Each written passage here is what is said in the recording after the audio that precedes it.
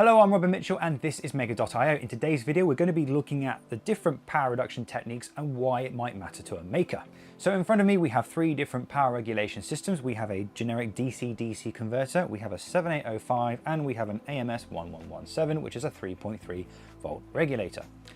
Now, you'll see that while we've got three different regulation systems here, they come down into two types. We've got DC-DC converters, which are the switch mode, and we've got the linear regulators. Now, when it comes to power reduction techniques, it's very important to consider how you're going to do it. Now, a lot of projects will simply take a 7805, plug in a battery, and get 5 volts and use that in their projects. But that does work for maybe a prototyping system if you're on a workbench or something, or maybe it works in the circuit you're using specifically, but it's not always the optimum solution. And the reason for that is because it's a linear regulator. Now, linear regulators are absolutely fantastic for noise reduction. The way they work is based on active components like op amps and transistors, and they work by transistors being in their sort of active region. And so that means they get hot and they waste a lot of power, which makes them pretty bad if you're in a situation where you want to knock down, say, 9 volts to 5 volts. Now, the reason why that makes them pretty bad is because they have to knock that power out somehow, so they waste its heat. So if you put 9 volts into a 7805, for example, it will give you 5 volts out, but it has to drop 4 volts. So if this thing is, let's say, conducting an amp, I know it's a bit high, but just for the sake of easy numbers, if this was providing 1 amp at 5 volts for some device connected, that would be 5 watts being consumed by the device that's drawing from the linear regulator. But on the flip side, it's trying to drop the 4 volts, and it also does that by conducting an amp through that as well. So you're going to get 4 watts of heat wastage.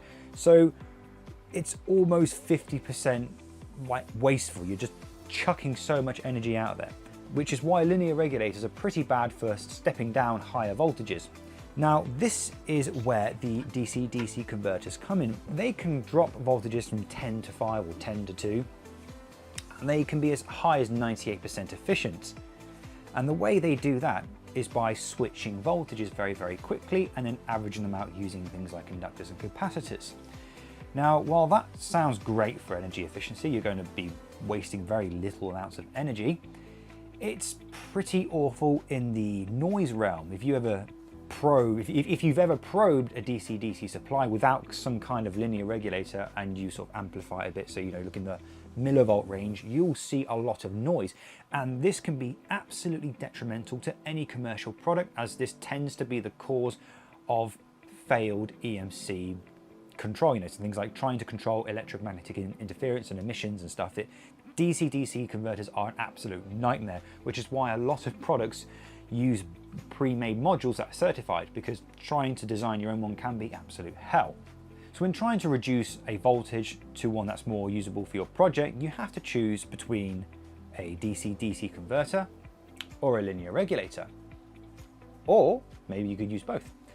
Now, this is where multiple power solutions can be combined to make a really cool solution. So for example, you can take your DC-DC regulator and you can knock this down from 9 volts, say, to something like 7 or 6 volts.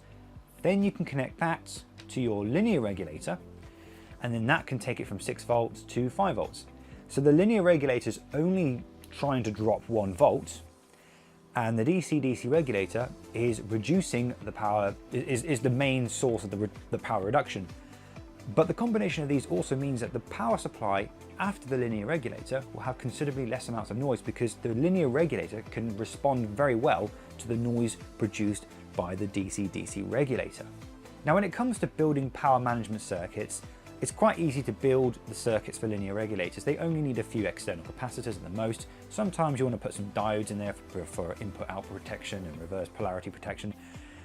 But DC-DC circuits are a bit more complex and require inductors, capacitors, resistors, dividers, potentiometers. They can be a little bit iffy. As you can already see here in this circuit, we've got a whole module with with your input-output terminal block, and then you've got your potentiometer to set the voltage. You've got the actual DC-DC converter itself. You've got the inductor, the capacitors, and then quite a number of external components as well. So when you build power management systems, it's probably best to stick with building your own circuits for the linear regulators, But buying a module for the DC-DC, unless price is incredibly important and you do have the ability to build the DC-DC circuit from the individual chips and put them onto your printed circuit board. So when doing projects, trying to avoid designing your own DC-DC supplies as they're quite complex. But if you absolutely have to, you can, and there are many example circuits with the data sheets for the DC-DC ICs. So linear regulators are really good for reducing noise on power lines, and DC-DC regulators are great for efficiency, but the two can be combined into one power management system. So thank you for watching this video, and see you next time.